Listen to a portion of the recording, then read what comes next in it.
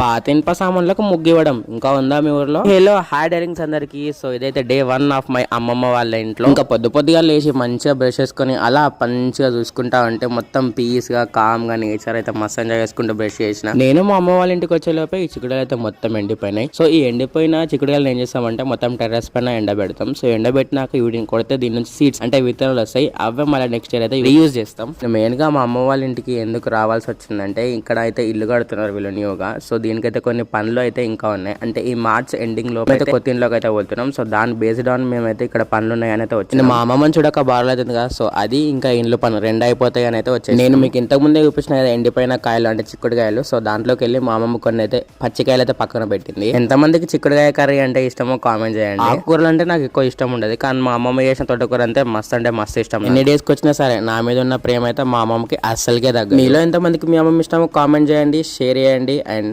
Subscribe చేసుకోండి. Bye bye.